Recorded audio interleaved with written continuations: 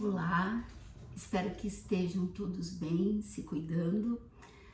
O tema de hoje está no livro Caminho, Verdade e Vida, de autoria espiritual de Emmanuel, com psicografia de Francisco Xavier.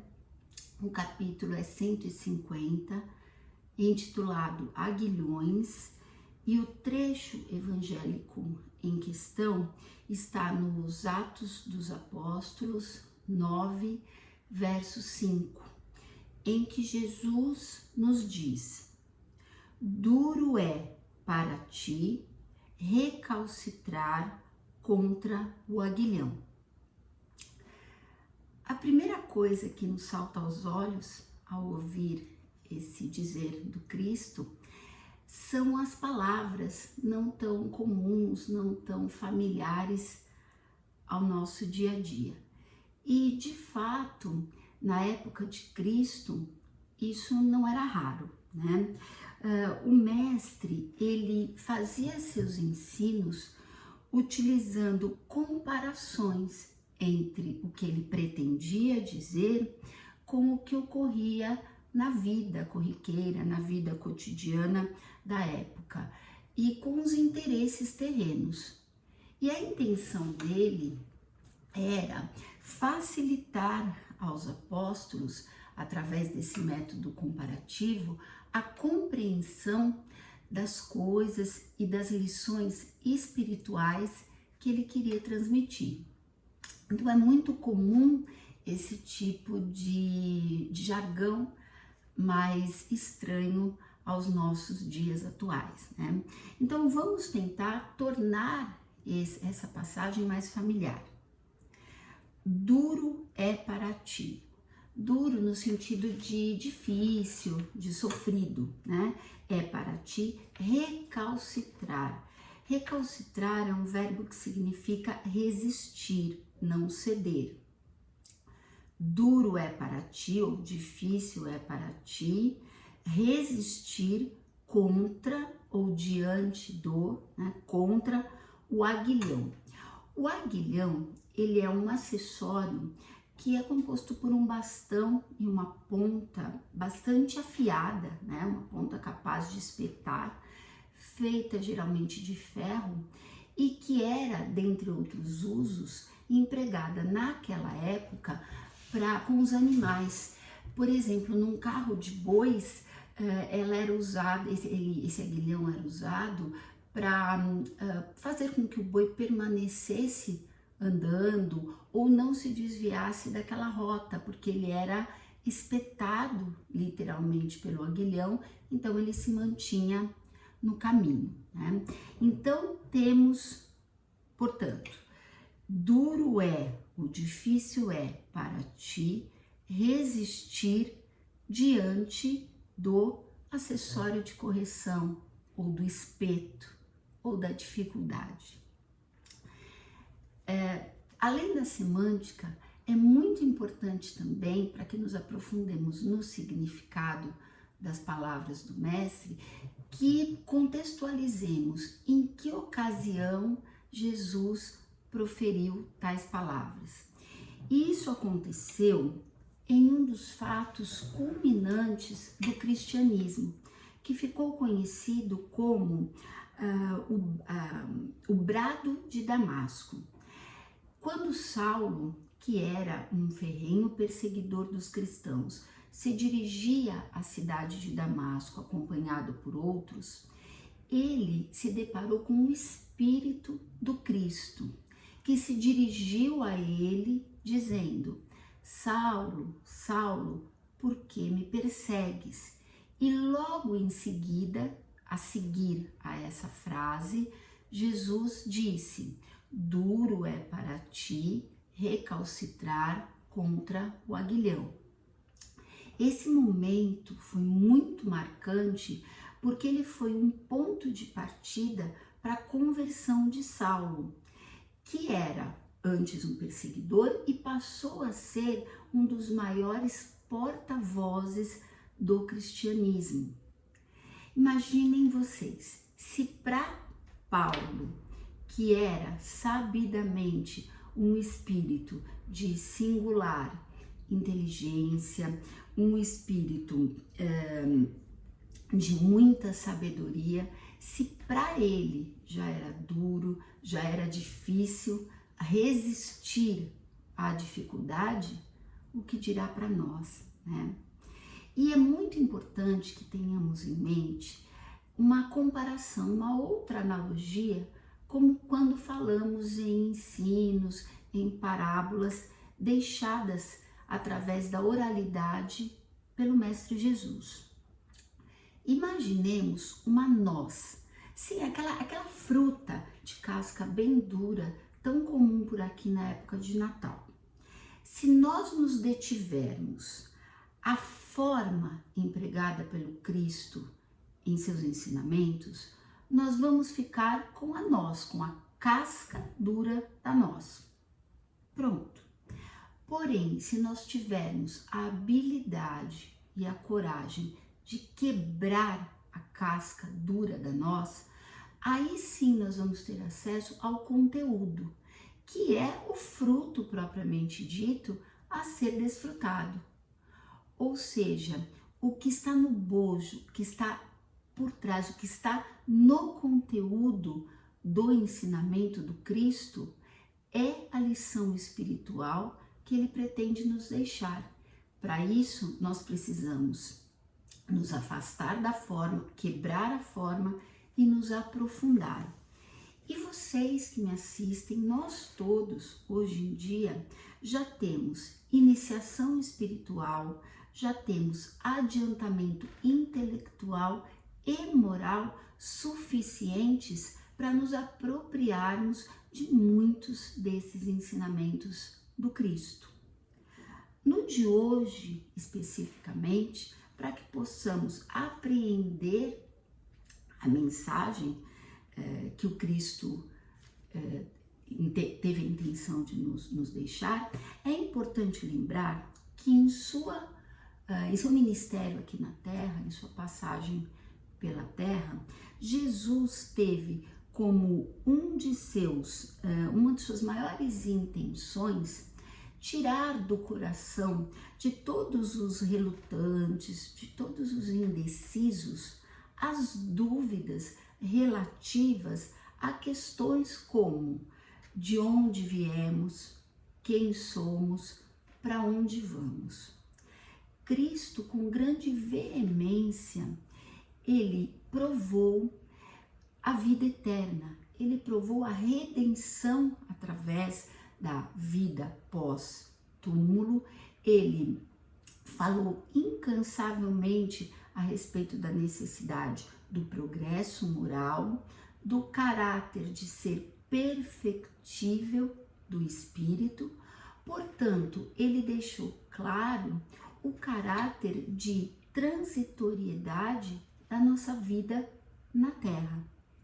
Estamos aqui para um período finito, transitório, e, portanto, qual é o objetivo da nossa encarnação?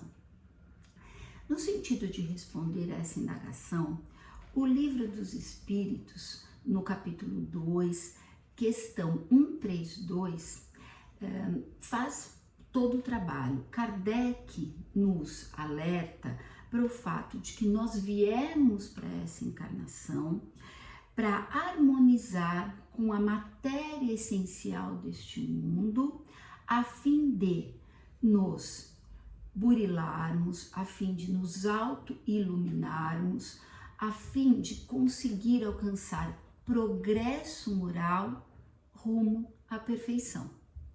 E ao mesmo tempo em que esse progresso individual vai se processando, nós também devemos arcar com a parte que nos cabe na obra de criação divina, ou seja, na marcha de evolução da humanidade.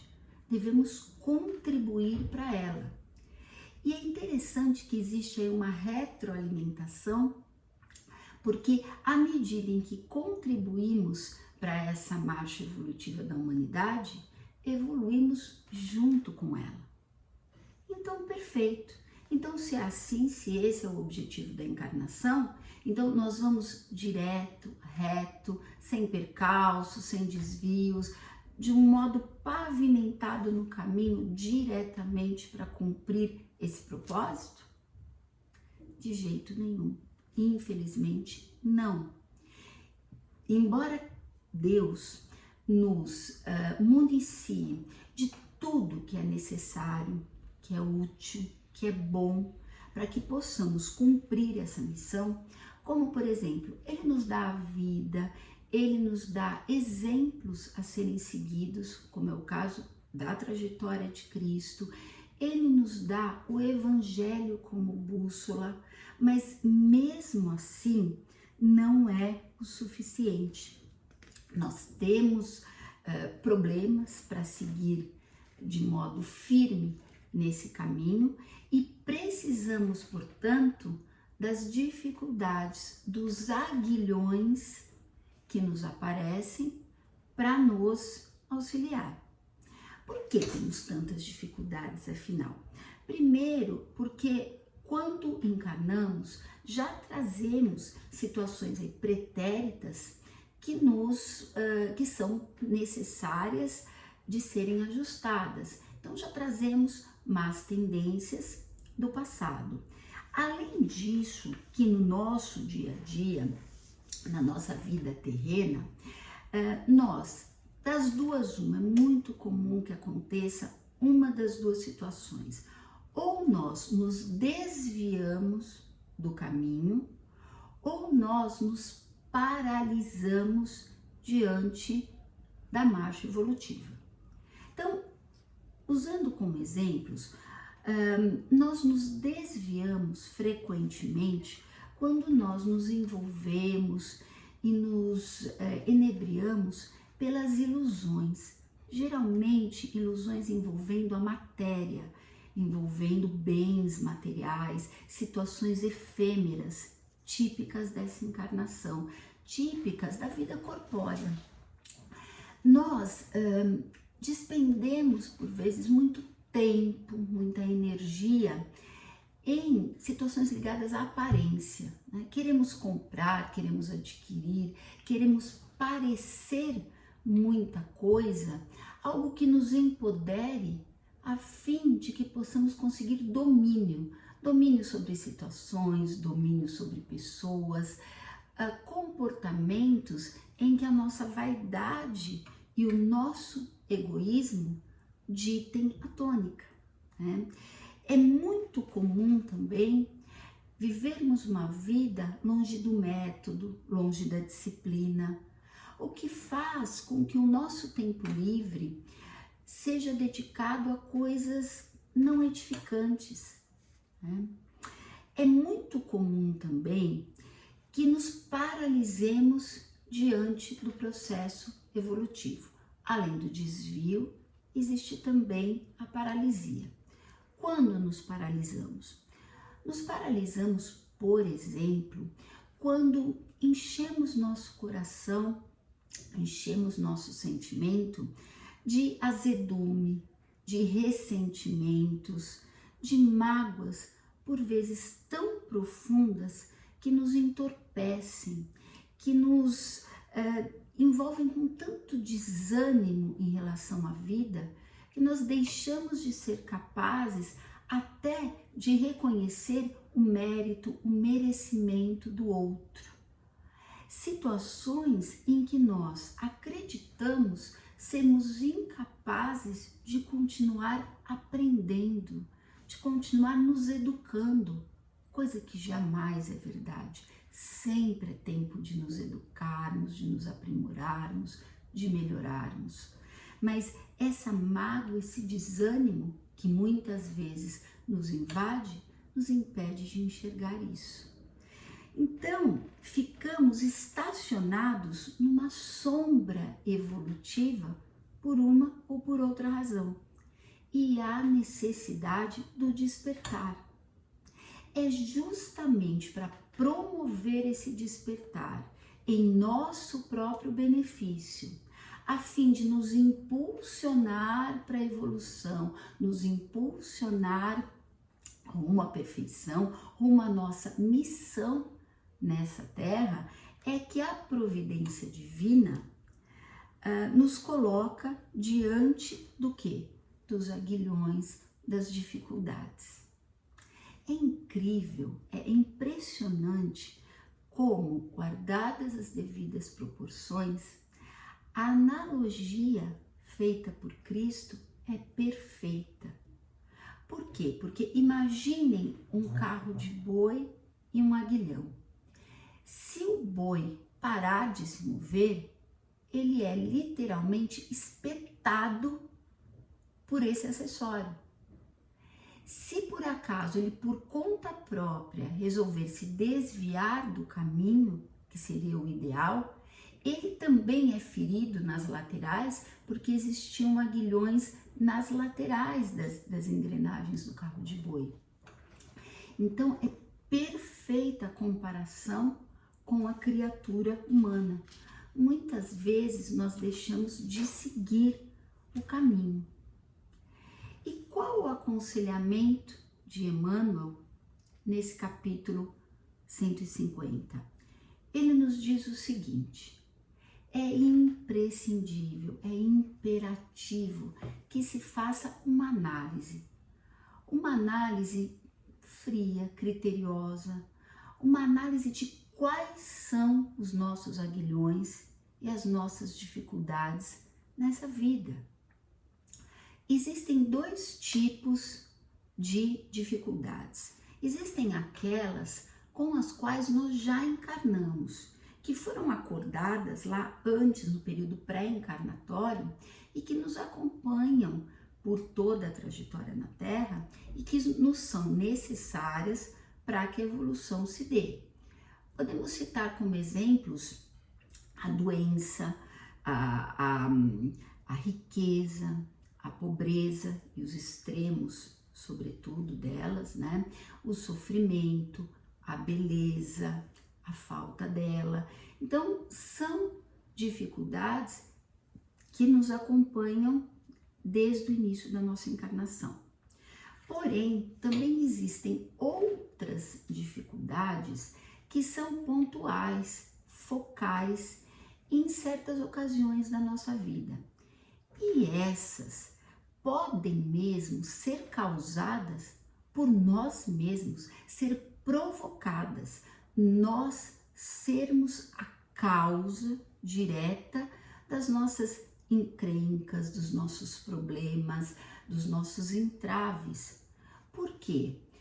Por questões de comportamento, por questões de escolhas, por questões de renúncias, pelo nosso arbítrio, por semeaduras que vão redundar em inevitáveis colheitas na vida.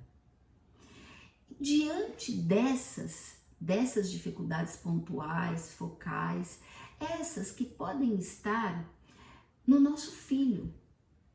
Um filho pode ser o nosso aguilhão nessa vida.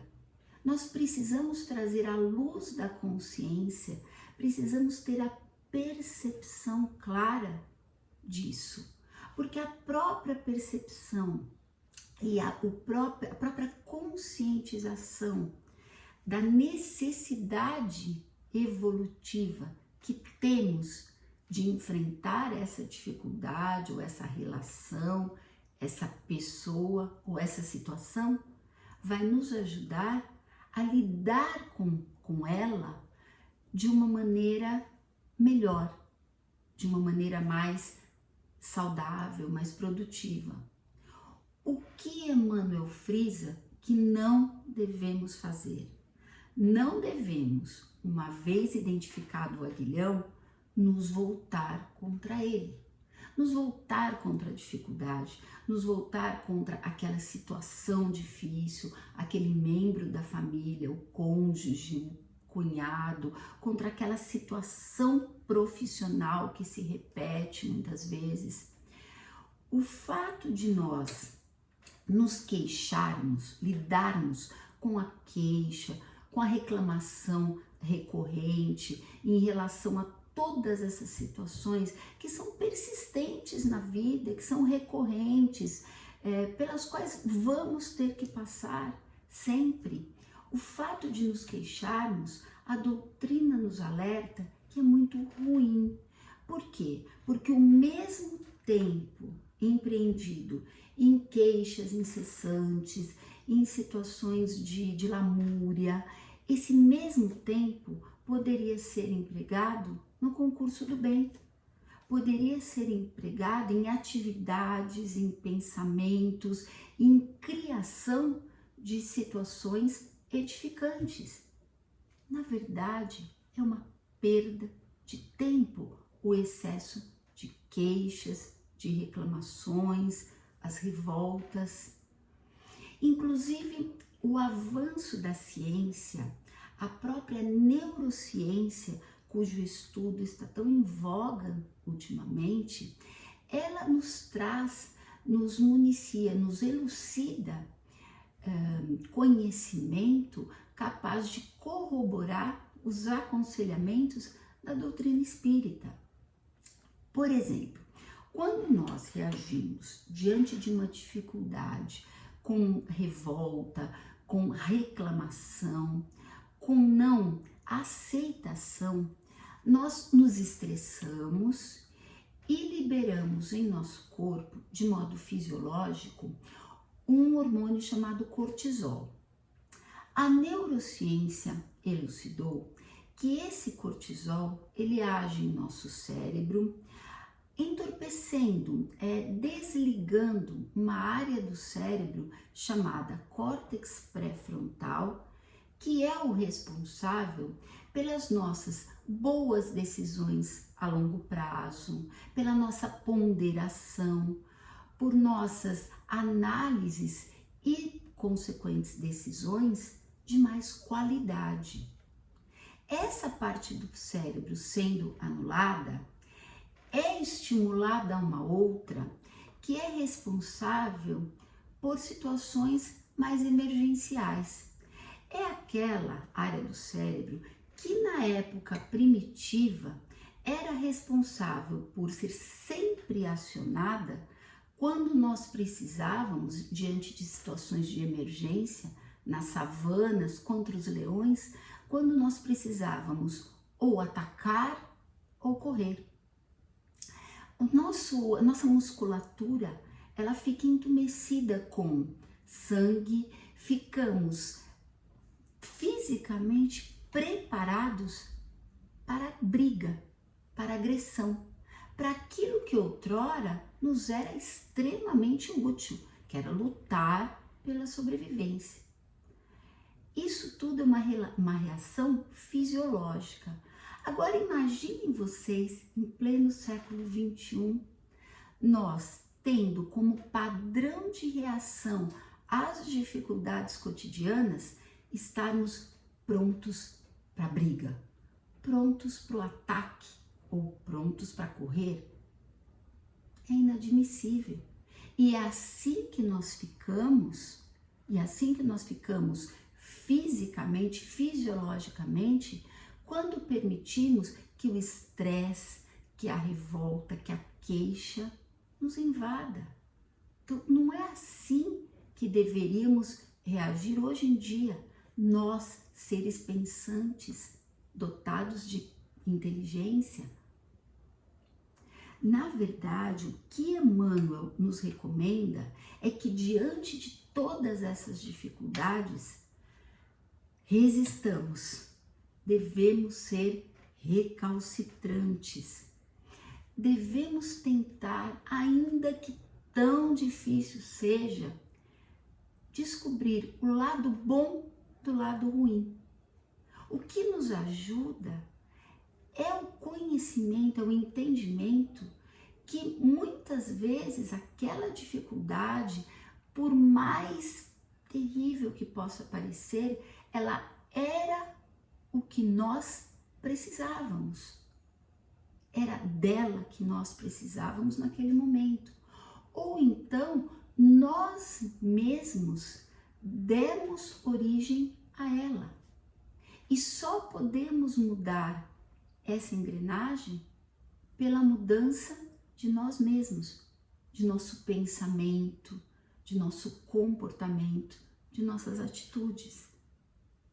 Então, diante dos problemas, das dificuldades em casa, no trabalho, na vida pessoal, na saúde ou na falta dela, é importante que resistamos, que tenhamos um comportamento de persistência na obra do bem, persistindo no serviço do Cristo. Todo o trabalho que for feito em nome e na seara de Cristo nunca, jamais é em vão. E eu gostaria de encerrar com uma citação do livro Palavras de Vida Eterna, capítulo 115, em que Emmanuel nos lembra: ninguém se eleva sem atender às imposições da subida. E as nossas imposições estão aí todos os dias, para que nos conformemos e para que lidemos com elas da melhor maneira que pudermos. Muito obrigada pela atenção e se cuidem bem.